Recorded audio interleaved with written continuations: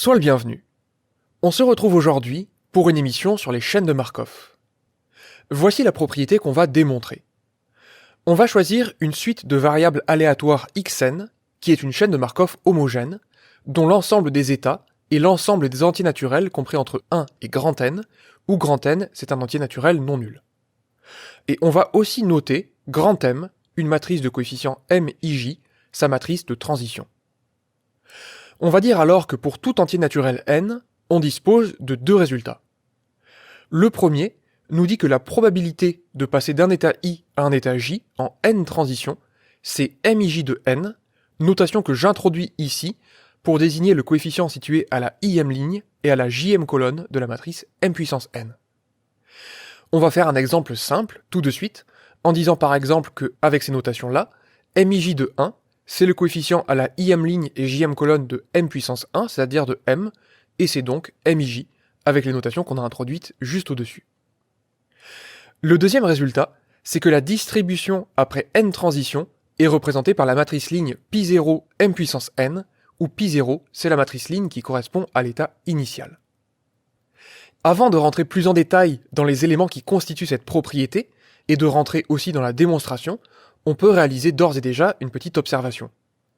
Il s'agit de faire le lien entre deux catégories d'objets. La première est constituée des objets qui relèvent du produit matriciel, des matrices, les éléments que j'ai écrits en bleu, et de l'autre côté, les éléments qui relèvent du domaine des probabilités, donc on parle ici de probabilité de distribution et d'état initial. Afin de comprendre au mieux comment pourraient être reliés ces objets-là, qui a priori n'ont pas grand-chose à voir, je vais te proposer, dans un premier temps, l'étude d'un exemple. On va considérer une chaîne de Markov que je vais représenter ici par son graphe. Donc on va considérer une chaîne de Markov qui ne contient que deux états que je note 1 et 2. On va dire que lorsqu'on est à l'état 1, la probabilité de rester à l'état 1 après une transition, ça vaut 3/4.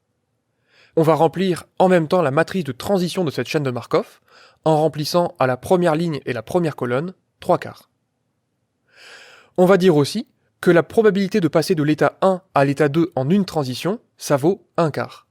Par conséquent, à la ligne 1 et à la colonne 2 de la matrice de transition, je vais faire apparaître 1/4.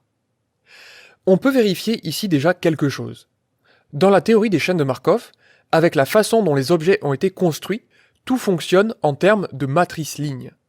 Et on peut vérifier ici que la somme des coefficients de la première ligne de cette matrice de transition, m, vaut bien 1. C'est quelque chose qu'on pourra toujours vérifier, que ce soit pour grand M ou pour les puissances de M, et cela d'ailleurs pour n'importe quelle ligne. On va continuer à décrire cette chaîne de Markov. On va dire que la probabilité de passer de l'état 2 à l'état 1 en une transition, ça vaut 2/3. Donc à la ligne 2 et à la colonne 1, je mets un 2/3. Et enfin, pour passer de l'état 2 à l'état 2 en une transition, ça vaut 1/3. Donc le dernier coefficient de grand M, c'est 1/3. Donc à partir de là, à partir de cet exemple, je te propose d'essayer de démontrer le point petit i de la propriété sur des exemples d'entiers naturels petit n. Pour cela, comme très souvent en mathématiques, on va partir des exemples les plus simples possibles et les complexifier graduellement jusqu'à obtenir quelque chose d'assez intéressant pour qu'on puisse espérer, à partir de là, une généralisation. On va donc commencer par n égale 0. Que vaut m puissance 0 ? Eh bien par propriété du produit matriciel, lorsqu'on met une matrice à la puissance 0, ça donne une matrice qui comporte des 1 sur la diagonale et des 0 partout ailleurs. Et on va se demander ici, encore une fois sur un exemple, pourquoi le coefficient qu'il y a à la deuxième ligne et à la première colonne de cette matrice-là, qu'on note m2, 1, 0, ça vaut la probabilité que x0 égale 1, sachant que x0 égale 2. Alors pourquoi je mets deux fois x0 à ces endroits-là ? C'est parce que d'après la propriété, ce terme qu'on est en train d'examiner, c'est censé représenter la probabilité de passer de l'état 2 à l'état 1 en 0 transition. Alors, est-ce que c'est juste, cette affaire-là ? Est-ce que ça vaut bien 0 ? Eh bien, effectivement. Sachant que x0 égale 2, la probabilité que x0 égale 1, eh bien, ça vaut 0. Et en fait, on pourrait vérifier le point petit i pour n égale 0 avec n'importe quel coefficient de la matrice m puissance 0. Donc ici, c'était très facile à conclure. On se dit donc que l'exemple n'est pas assez complexe pour qu'on puisse en tirer quelque chose qui nous permette une généralisation. On va donc passer à l'examen du cas n égale 1. Dans ce cas, m puissance 1, c'est tout simplement la matrice de transition qu'on a introduite juste au-dessus. On va se poser exactement la même question. Pourquoi le coefficient en bas à gauche, par exemple, qu'on note m21 de 1, ça vaut la probabilité que x1 égale 1, sachant que x0 égale 2. C'est-à-dire la probabilité de passer de l'état 2 à l'état 1 en une transition. Eh bien c'est vrai, tout simplement parce que c'est exactement comme ça qu'on définit la matrice de transition d'une chaîne de Markov. Le 2/3 qu'on retrouve ici, c'est le 2/3 qu'on retrouvait sur le graphe qui représentait justement cette probabilité de passer de l'état 2 à l'état 1. Encore une fois, il n'y a pas grand-chose à en tirer, si ce n'est de revoir la définition même d'une matrice de transition d'une chaîne de Markov. On va donc se lancer dans l'étude du cas petit n égale 2. Et je te le dis tout de suite, c'est ici que les choses vont se jouer. Pour voir ça, on va calculer dans un premier temps m au carré. Déjà, il faut mettre en œuvre ici la formule du produit matriciel pour calculer m au carré.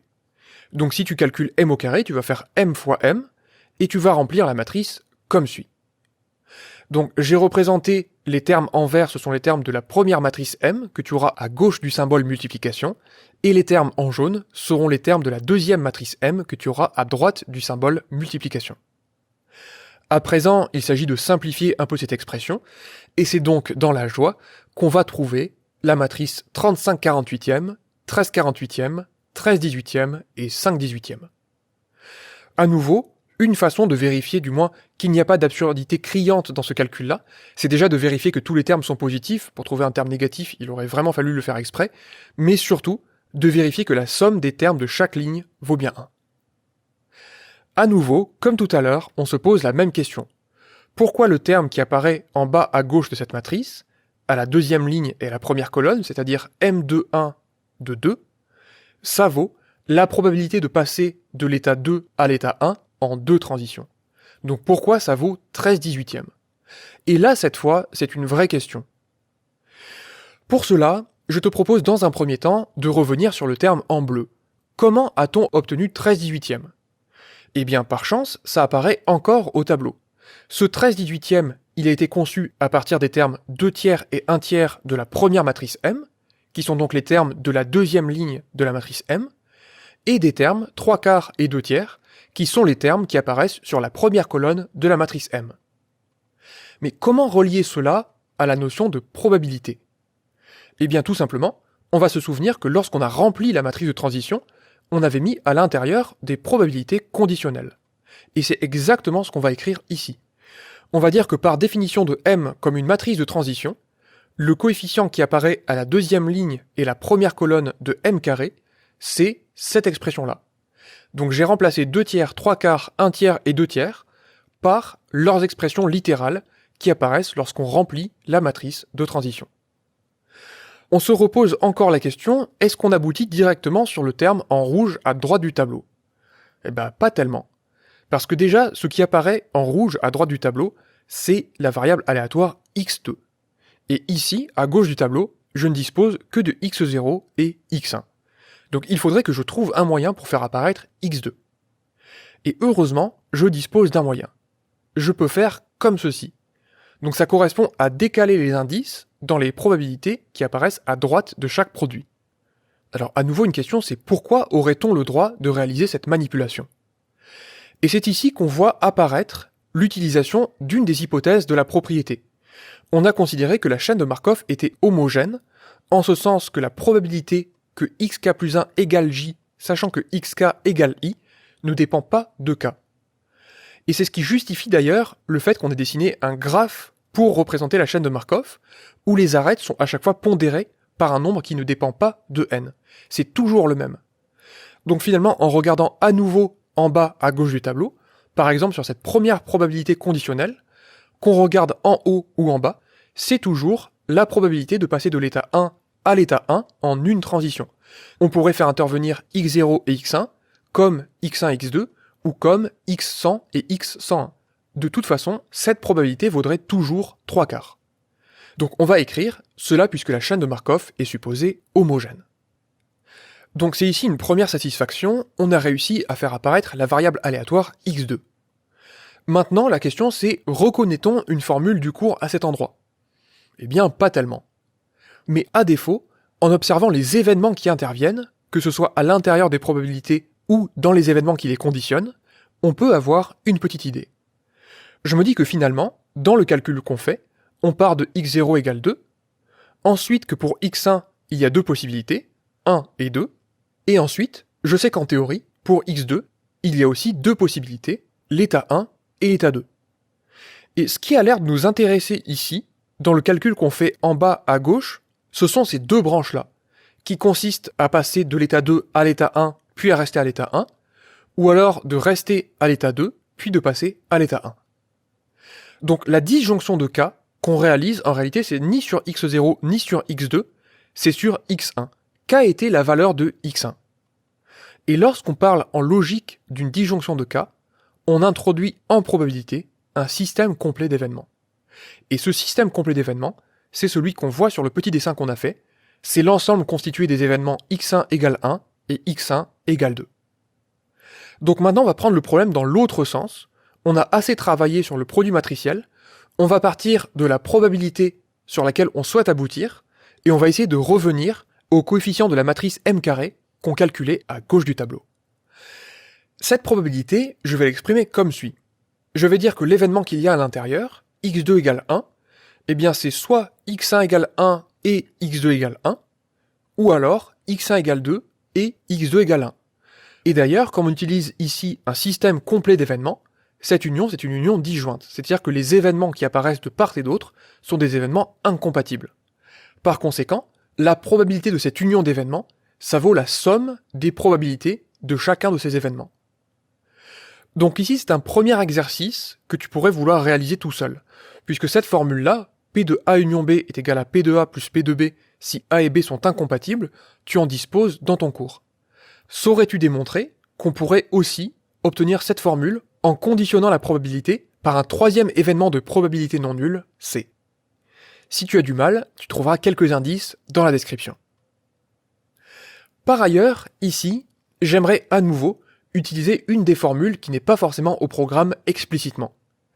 J'aimerais bien dire que la probabilité des événements qui apparaissent, qui sont des intersections d'événements, donc de la forme P de A inter B, ça vaut probabilité de A que multiplie probabilité de B sachant A. Mais à nouveau, un problème se pose. Ici, j'ai déjà affaire à des probabilités conditionnelles. Donc si je rajoute un conditionnement sur la première probabilité ici et sur la deuxième, que faire de la troisième probabilité qui est déjà conditionnée par l'événement A ? Ici, avec un peu d'inspiration, on pourra se dire que si on fait probabilité de B sachant A inter C, ça va fonctionner. Et c'est quelque chose qu'on démontrera un peu plus tard dans cette émission. Pour l'instant, on va tout simplement admettre que la formule est vraie pour essayer de conclure sur notre exemple, parce que pour l'instant, on n'a toujours pas accompli notre but. En appliquant cette propriété, on va obtenir cette expression-là. Donc j'ai juste appliqué par deux fois cette propriété avec les événements qui conviennent. Et à ce stade, on est extrêmement proche du terme qu'on a calculé en bas à gauche du tableau. Seulement, dans nos conditionnements à droite, on dispose d'intersections d'événements, alors qu'à gauche, on n'en dispose pas. Et ici, il est temps de revenir à l'une des caractéristiques principales d'une chaîne de Markov. Ce qui se passe à un état donné ne dépend que de l'état précédent, et ne dépend pas de ce qui s'est passé encore avant. Autrement dit, on calcule par exemple ici la probabilité conditionnelle de l'événement x2 égale 1, sachant que x0 égale 2 et x1 égale 1, mais en réalité, on pourrait ôter l'événement x0 égale 2 du conditionnement. Et c'est exactement ce qu'on va faire. On va dire que ce premier terme, de la somme, il vaut probabilité que x1 égale 1, sachant que x0 égale 2, que multiplie la probabilité de x2 égale 1, sachant x1 égale 1. Et on pourrait réaliser exactement la même manipulation sur le deuxième terme, cela par définition même d'une chaîne de Markov. Et c'est ici le moment de se congratuler. On a obtenu à droite et à gauche la même expression. Autrement dit, on a démontré à gauche que le coefficient à la deuxième ligne et première colonne de la matrice m carré était égal, à droite, à la probabilité de passer de l'état 2 à l'état 1 en deux transitions. Et cette fois, contrairement aux exemples qu'on avait fait pour petit n égale 0 et petit n égale 1, on devine que la richesse des arguments et des idées qu'on a développées ici vont nous permettre de produire une démonstration dans le cas général. Avant de faire de la place au tableau pour réaliser justement cette démonstration, on va récapituler les principales grandes idées qui nous ont permis d'aboutir. La première, sur laquelle je ne vais pas vraiment m'appesantir, c'est le fait qu'on a utilisé la définition même du produit matriciel. Le 13/18, on l'a aussitôt découpé en 2 tiers fois 3 quarts plus 1 tiers fois 2 tiers. Et on a remplacé chacun de ces nombres par des probabilités conditionnelles. Donc c'est une idée assez naturelle puisque de toute façon, le but c'est de calculer une probabilité. La première idée que je considère vraiment originale, c'est celle d'utiliser le fait que cette chaîne de Markov soit homogène. C'est ce qui nous permet de dire que les phénomènes qui apparaissent entre x0 et x1 sont exactement les mêmes que ceux qui apparaissent entre x7 et x8, par exemple, en termes de probabilité conditionnelle. La deuxième grande idée, ça a été celle de faire un petit dessin, de manière à introduire un système complet d'événements judicieux.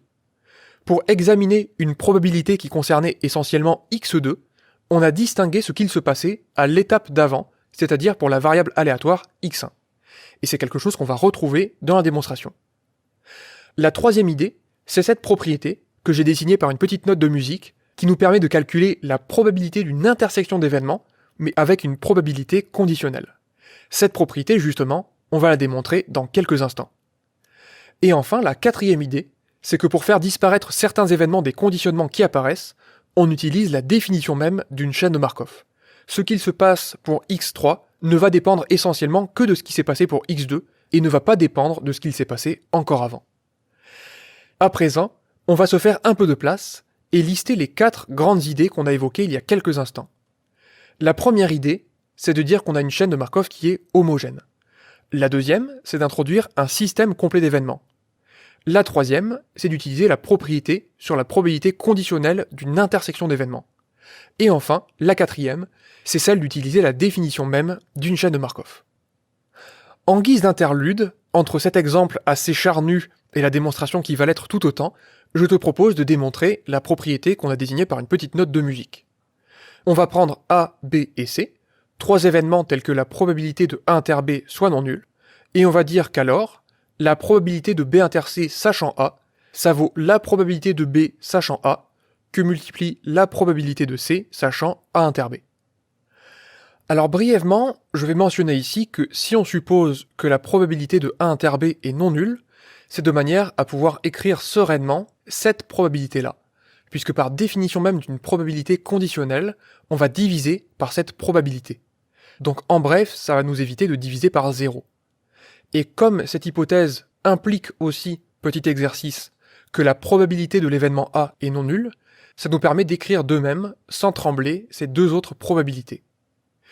Dans cette émission, sur les chaînes de Markov, je ne vais pas m'appesantir outre mesure sur ces considérations d'événements négligeables. Cela afin de ne pas alourdir une démonstration qui est déjà complexe. Donc je vais considérer par la suite que j'ai toujours le droit d'écrire ces probabilités conditionnelles. Termes qu'il faudrait que je retire en réalité, qu'il faudrait que je remplace par 0 lorsqu'ils ne sont pas définis. Pour la démonstration, on va faire un calcul très simple. On va dire que par définition d'une probabilité conditionnelle, donc je te propose de partir du terme de droite, puisque je suis en droit d'espérer une simplification, et je préfère simplifier de termes que d'en faire apparaître. Donc si on calcule le terme de droite, ça vaut probabilité de A inter B divisé par probabilité de A, que multiplie probabilité de A inter B inter C divisé par probabilité de A inter B. À partir de là, on voit qu'il apparaît une simplification, et l'intersection qui apparaît au numérateur, par propriété des événements et des ensembles, je peux l'écrire de cette manière-là. Et là, miracle, je reconnais la probabilité de B inter C sachant A. Démonstration terminée. À présent, on va se lancer dans la vraie démonstration que je vais appeler 4 nuances de Marcel, version bon marché d'un monument de la littérature moderne. On va se lancer dans un raisonnement par récurrence sur n, et on va noter, pour tout entier naturel n, l'hypothèse de récurrence au rang n qui est constituée des points i et 2i de cette propriété, que je ne vais pas recopier ici, tout simplement pour ne pas surcharger le tableau. Donc une question qu'il faut toujours se poser dans une démonstration, c'est pourquoi aurait-on l'idée de mettre en œuvre un tel raisonnement ? Ici c'est assez simple, étant donné qu'une chaîne de Markov, on construit ça étape par étape. On regarde ce qui s'est passé pour x0, puis pour x1, puis pour x2, etc. Donc cette chose-là évoque tout de suite un raisonnement de proche en proche. Et un des raisonnements logiques qui permet de suivre cette idée-là, c'est justement un raisonnement par récurrence. À partir de là, on va se lancer, comme d'habitude, dans la première étape de ce raisonnement qui est l'initialisation. On va donc choisir ij, une paire d'états. Et on va dire que la probabilité de passer de l'état i à l'état j en 0 transition, donc j'initialise la propriété pour n égale 0, eh bien ça vaut 1 si i égale j. En 0 transition, de toute façon, je suis obligé de ne pas changer d'état, et ça vaut 0 sinon, exactement pour la même raison. Donc c'était comme tout à l'heure dans l'exemple. Et cette probabilité, qui vaut 1 si égale j et 0 sinon, ça correspond exactement au coefficient situé à la im ligne et la jm colonne de la matrice m puissance 0. Tout simplement puisque m puissance 0, c'est la matrice identité, la matrice carrée dont les coefficients diagonaux sont égaux à 1 et dont les coefficients hors de la diagonale sont nuls. Donc ça nous démontre complètement le point petit i, pour l'initialisation.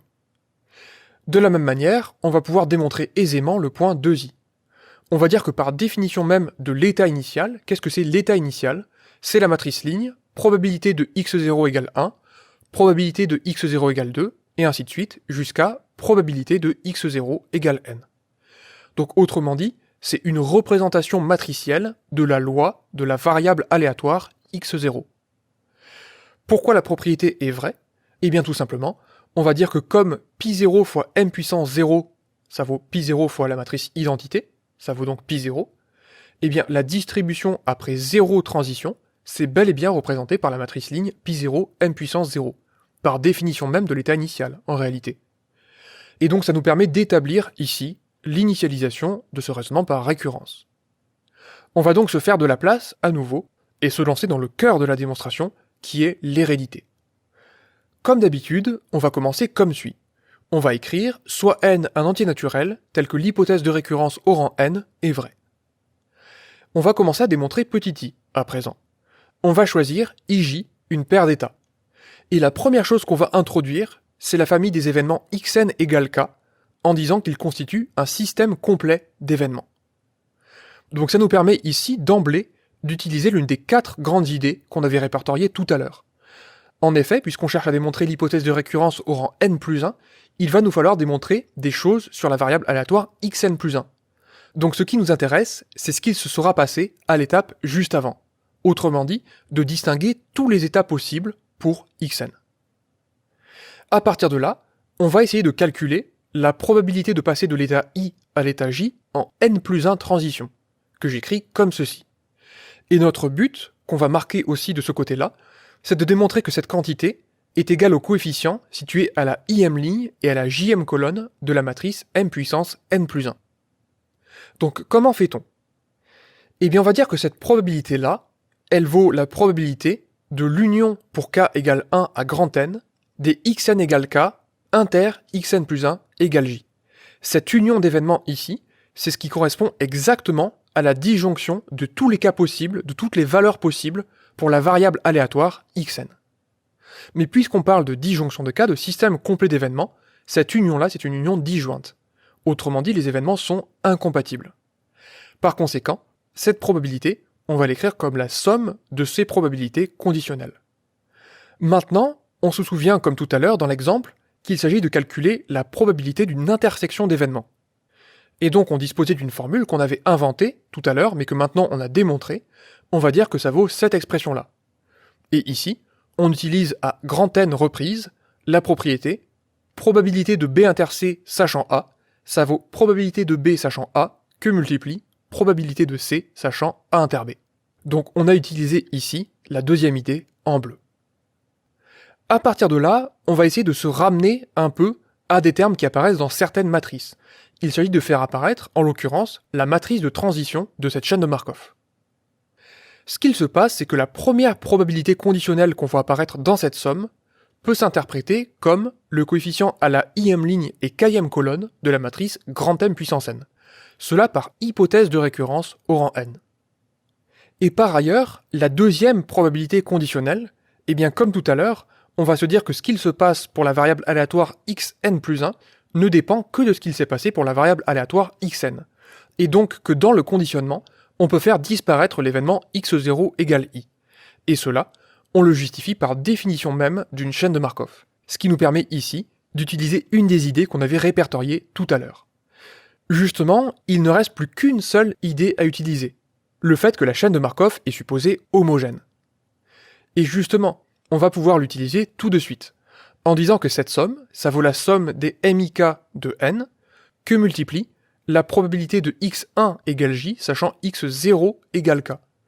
Puisque de toute façon, que ce soit au-dessus ou en dessous, il ne s'agit que de la probabilité de passer de l'état k à l'état j en une transition. Donc cette égalité, c'est le côté homogène. À partir de là, étant donné qu'on a utilisé directement les 4 grandes idées de tout à l'heure, on est très proche du résultat. Et la 5e idée cachée, qu'on n'a pas répertoriée mais qu'on avait mentionnée tout à l'heure, c'était celle de faire intervenir la notion de produit matriciel. Et justement, on y est presque. On va dire que cette somme-là, ça vaut la somme des MIK de n que multiplie MKJ de 1 par définition même de la matrice de transition. La probabilité conditionnelle qui apparaît en bas à gauche du tableau, c'est exactement ce qu'on met à la kème ligne et à la jème colonne de la matrice grand M, ce qu'on a donc noté MKJ de 1. Et à présent, il s'agit de réaliser une chose. À gauche, on a le terme à la im ligne et kème colonne de la matrice M puissance n. Et de l'autre, on a le terme à la kème ligne et jm colonne de la matrice grand M. Et lorsqu'on réalise cette somme, on calcule le coefficient à la im ligne et la jm colonne de la matrice du produit de ces deux matrices-là, c'est-à-dire de la matrice grand M puissance n plus 1. Donc je vais effacer ceci et écrire d'une manière plus concise que cette somme-là, ça vaut le coefficient à la im ligne et à la jm colonne de la matrice grand M puissance n plus 1, cela par définition même du produit matriciel. Donc pour l'hérédité du point petit i, c'est réglé, on a complètement terminé. Maintenant, on va essayer d'établir l'hérédité pour le point 2i. Donc notre but, essentiellement, c'est d'établir un lien entre la probabilité que xn plus 1 soit égal à j, l'un des états de cette chaîne de Markov, et de l'autre côté, la matrice pi0 que multiplie grand M puissance n plus 1. Et plus précisément, de démontrer que cette probabilité, c'est exactement le coefficient qui apparaît à la jm colonne de la matrice pi0 que multiplie grand M puissance n plus 1. On va donc écrire soit j un état. Et comme tout à l'heure, on va introduire le même système complet d'événements pour raisonner, de manière à utiliser l'hypothèse de récurrence au rang n. On va dire que comme les événements xn égale i constituent un système complet d'événements, on va calculer, d'après la formule des probabilités totales, la probabilité de xn plus 1 égale j, on va dire que c'est la somme de probabilité de xn égale i que multiplie probabilité de xn plus 1 égale j, sachant xn égale i. Donc ici, j'utilise naturellement la formule de ton cours, la formule des probabilités totales. J'aurais aussi pu procéder comme à gauche, en faisant apparaître une union disjointe d'événements, ce qui correspond en fait à la démonstration de la formule des probabilités totales, dans un cas un peu plus général d'ailleurs. Alors comment conclure à partir de là ? Eh bien à nouveau, il nous faut interpréter ces probabilités en termes de coefficients de certaines matrices. En l'occurrence, probabilité de xn égale i, je trouve ça à la jm colonne de la matrice ligne qui représente la distribution après n transitions. Et par hypothèse de récurrence, c'est ce que je suis censé trouver à la im ligne de la matrice pi0 fois grand M puissance n. Et de l'autre côté, j'ai une probabilité conditionnelle qui apparaît. Mais comme tout à l'heure, exactement comme sur le tableau de gauche, je peux utiliser ici le fait que la chaîne de Markov est supposée homogène pour interpréter ça comme le coefficient qui apparaît à la im ligne et à la jm colonne de la matrice de transition de cette chaîne de Markov. Donc je vais écrire ce que je viens de dire. Le terme de gauche, c'est celui qu'on trouve à la im colonne de pi0 m puissance n, et le terme de droite, c'est le terme situé à la im ligne et jm colonne de la matrice grand M. Et comme tout à l'heure, je reconnais ici un produit matriciel. Quand on réalise ce calcul, on est en train de calculer, en fait, le terme situé à la jm colonne de la matrice ligne pi0 grand M puissance n plus 1, ce qui établit l'hypothèse de récurrence au rang n plus 1, et qui achève le raisonnement par récurrence, ainsi que la démonstration. Pour terminer, voici deux petites choses qui pourraient être utiles. La première, c'est que dans cette démonstration se mélange allègrement d'un côté le produit matriciel et de l'autre côté des manipulations assez techniques sur les probabilités. Si tu n'as jamais vu ce genre de raisonnement, je te conseille de regarder cette émission-là, démonstration de terminale numéro 4, où on parlait du nombre de chemins d'une certaine longueur sur un graphe. On va y retrouver essentiellement les techniques du produit matriciel, mais les raisonnements qui sont présentés sont beaucoup plus simples, étant donné que n'interviennent pas en surcroît les probabilités. Et la deuxième chose que je voudrais mentionner, c'est que le deuxième point de cette propriété, 2i, on pourrait le démontrer sans récurrence une fois qu'on a démontré le point petit i. Pour cela, il te faudrait introduire un autre système complet d'événements. Encore une fois, si tu souhaites des indices, tu les retrouveras en description. J'espère que cette émission t'a plu, je te souhaite une excellente journée, et je te dis à la prochaine.